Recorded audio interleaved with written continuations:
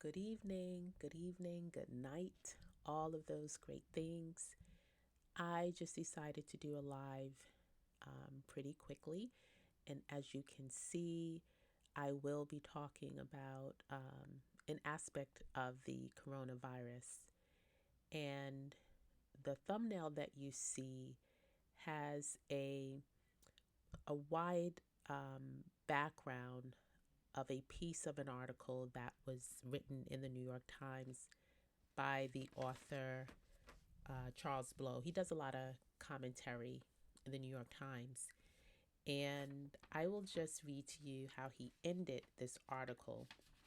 The article is titled The Brother Killer, and it says many factors makes blacks, especially black men, particularly vulnerable to the coronavirus. And he ends by saying that history has shown us that we are callously comfortable averting our gaze away from men like these. And he's talking about the black men in New York who are in all over the country who are having a lot of exposure and great difficulty with the coronavirus. And he says, but that can't stand. These are human beings with stories and souls who love and are loved, who deserve, like all others, a fair chance to survive and prosper. Were it not for your accident of birth, these brothers could be your brothers. And this is how he ends this opinion piece. And in the opinion piece, for the most part, he is talking about how black men are suffering because of their socioeconomic status. Also, he says because of their pre-existing social conditions and pre-existing medical conditions. And he talks about how they are a big part of the homeless population, how they have been homeless, incarcerated, and living with HIV/AIDS. And so he talks about all of those things to really galvanize, I believe, the reader and to encourage the reader and people who read this article that we need to have sympathy and understanding towards black men. And I agree with him. I definitely think that on a human level, when they're suffering, that we should respond to suffering all the time. Now, how we respond, I think I would say is a bit differently. I think disagree is a strong word because I think that anyone who is bringing attention to pain and to suffering, to me, is doing a good thing. I think that this conversation is spoken about way too generically. And I think that it paints a victim mentality, and it paints a broad brush of, to me, gender identity, gender and racial identity in this respect. And it leaves out a lot of other factors that are in between the seams. You know what I mean? It's those things that are not discussed in light of gender or in light of racial identity politics in this country. And I actually did a bit of a video on this yesterday in which I talked about, how it is when we're talking about why it is that African Americans are exposed to the coronavirus more. And we talk about these socioeconomic issues, health issues. These are things that can haunt us till the end of time.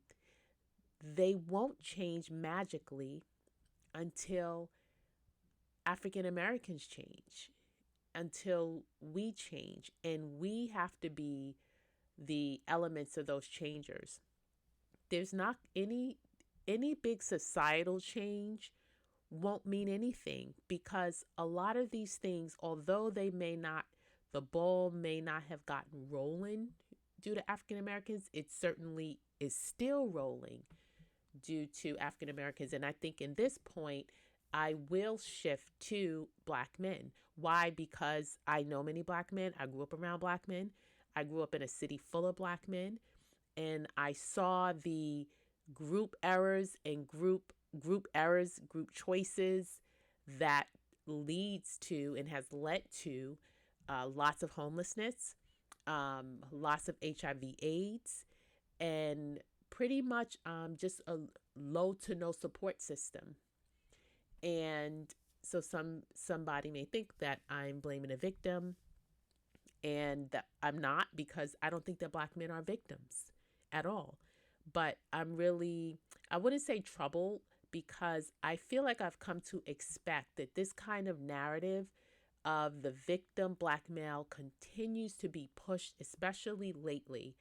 I think that whoever has a coronavirus needs help. And I think definitely as a society, we have to respond to that, to the immediacy and to the urgency of those needs, to the medical needs. We have to respond to that. That is, I'm not saying that. But what I'm saying now and what I've said in my last video is that these things will continue until Black men change, until Black men make different changes about their partnerships. They're choosing to move in the society in an organized fashion, because the numbers show that if you want to put up, for example, partnering in terms of relationships and marriages, the numbers show that they're very low partnering, and often wait till very late in life, or have very high divorce rates, which African Americans have in general. But until we play the game in a way that has been patterned and seems to win, meaning within an organized system of a family or in groups, until we do that, and that is not the only thing we have to do, but that's a big part of what we have to do, because you sure won't be homeless. That I can tell you. If you partner in the society and you move and put your head together with someone else, and you're moving not only for yourself, but for other people. So the big question that I have is, as we're talking about worrying about grown men, what about all the children that many of them have fathered? Because I know quite a bit of single mothers who are working things out with small male children, Black boys, as well as their other children and Black girls. And they're doing that alone. I know quite a few who they don't hear from the fathers, and they certainly haven't heard from them even as this has gone on. So I'm seeing a lot of once again this kind of like, look at me, look at this, let's put all this attention on these adults. But this is a nuanced problem. It's a multi-level problem. And I think that putting a narrative out there as if society is supposed to fix it is the wrong thing. So what society can fix and respond to are the generic medical systems, generically the medical system that we have, how we confront these things, how we prepare for these things. But outside of that, if it's another pandemic next year or in 5 years and nothing changes, we will still be dealing with the same issue. So I have called the coronavirus the sister and sister. And that's, so I'm hearing different names. So I'm putting in for the sister and sister, because what the coronavirus is doing for Black women is it is saying, you must continue to move forward. You must continue to get to higher ground, because no one will definitely save you. That we have to continue to be the ones that are thinking for the children, for our future, because while there is this narrative that's being painted, that is, I mean, it is valid that Black men, well, males in general, in other racial groups, males in general are being the ones that are having more of a mortality rate with this. Okay, so in terms of Black men, they have definitely not the same rate, but in terms of being male, definitely they're faring worse than their females. Okay, but we do know that Black women are dying and that Black women are getting the coronavirus as well.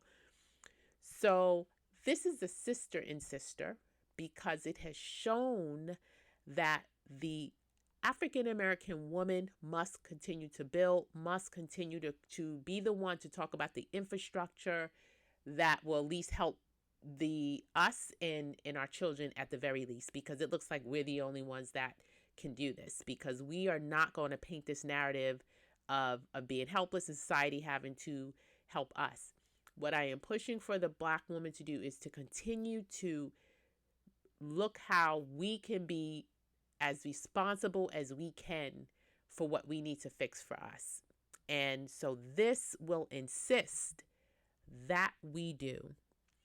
And once again, I give my condolences to anyone who is dealing with the coronavirus, and anyone who has lost someone.